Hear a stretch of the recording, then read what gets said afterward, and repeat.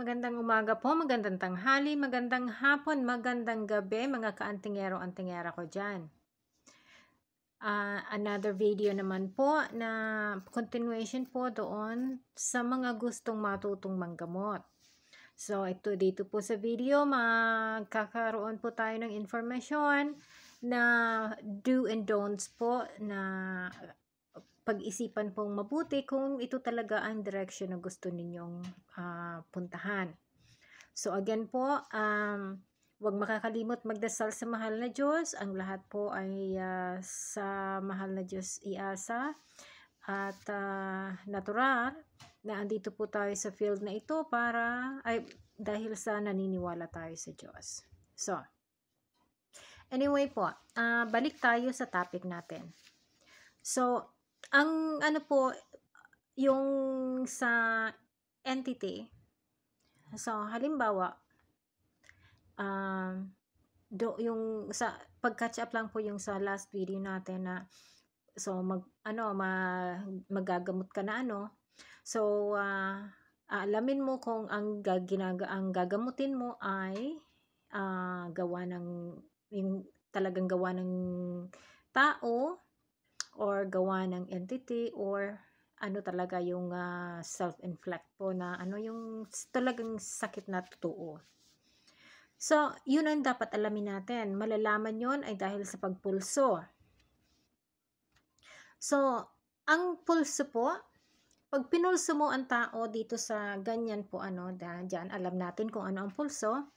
So, sa bawat pintig ng pulso, bilang niya, lakas ng pulso, alam mo kung yun ay kulang, alam kung yun ay sakit na sakit talaga lang ng tao, or kung yun ay gawa ng taong hindi nakikita.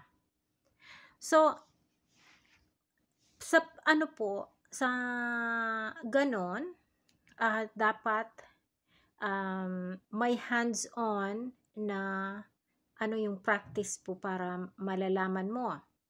So may kakaiba pong paraan para malaman kung anong klase ang may gawa ng sakit na yon. So ang tao po or ang manggagamot na or ang albularyo na may gabay, may kasama na mga engkanto, yung engkanto mismo ang nagko-connect sa kanila. Pero doon sa mga nagagamit ng orasyon, so yun mismo malalaman mo kasi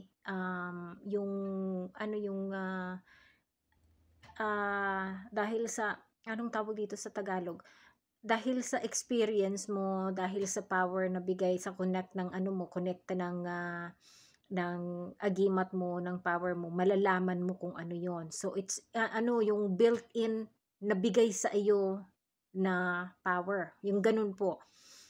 So yun ang pagkakaiba po. So kapag may sapi yung yung albularyo, karamihan yung mismo yung sapi ang nagagawa.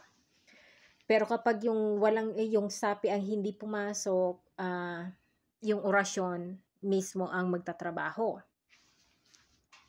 So yun ang yun ang pagkakaiba. So kaya malalaman mo sa pintig ng pulso kung alin yon. So sa sa ganong mga sitwasyon, mas maganda kung merong hands-on na training po kasi malalaman mo ang dating sa iyo. Kasi ang ang taong may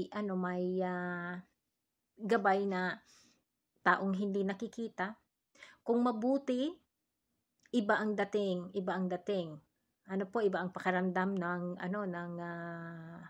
ng tao. Pero kapag hindi mabuti, kung matapang yung ganon, may mabuti naman po na matapang na mga taong hindi nakikita. iba rin po 'yun, iba rin ang pakiramdam nun. So, may mga ano po, may mga, um, ang lahat po ay may paparaan kung papaano mo malalaman. So, 'yun ay matututuhan lamang po 'yun sa hands-on or kung yung mismong kung mismo yung, entity, yung ano, yung mga engkanto ang naggagabay sa'yo, 'yun papasok sila, yung inaano, yung tinatawag sa atin diyan sa Pilipinas na sinasapian, yun sila mismo ang nagtatrabaho nun. So, sila nakakaalam nun. Kaya, nga po kung gagamit tayo ng ano lang, ng orasyon na talagang sa paggagamot lang na hindi kasali ang ano, ang taong hindi nakikita, yun ang ano po doon, yung, ano mo dahil sa power na, taglay mo. So, yung konekta mo doon sa, agimat, sa orasyon. So, yun po yun. Ngayon, most of the time po, 'pag hinawakan mo ang taong may ano, may, sakit, alam mo alam mo po kaagad. Hindi mo na kailangan pulsuhin, hindi mo na kailangan na ano nga po, most of the time hindi mo na kailangan na hawakan, tingin lang alam na.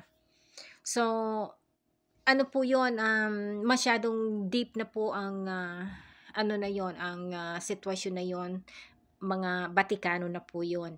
So, sa ngayon po, inaano ko lang yung kina-cover ko lang yung basic, kasi kailangan yung mga na ano, yung mga baguhan na gustong matuto, alam nila kung papaano yung mga ano, in and out para hindi ano, magkamali. Kasi, mahirap po na magkamali sa ganitong sitwasyon, lalong-lalo na sa spiritual kasi mahirap magbawi. So, 'yun po ang ano, ang gagawin natin, nalalaman. So, pagdating po sa time na 'yan, na alam mo na, so malalaman mo rin po kung kaya mong gamutin 'yun o hindi. Ang ano po, kung ang, may sapi ang tao na ang manggagamot na may sapi, at kung hindi niya kaya yon, sasabihin din ng manggagamot na, "Hindi ko kaya ito, maghanap kayo ng iba." So, nangangahulugan po, hindi puwede niyang pakialaman yon. So, kung ano naman po, kung hindi yung sapi ang pumasok, yung ano, yung gamit na orasyon ano, na talagang orasyon lang ang gamit, ano, so alam din ng tao na yun, ng manggagamot na yun, na kung hindi niya kaya, hindi niya talaga kaya din. So, inaano po, may naano sila, nakusa na magsabi na hindi nila kaya. Kasi ang lahat po na ano, na nagpa-practice ng maggagamot, may mga rules. So, ang ginagamot lang nila yung kaya nila.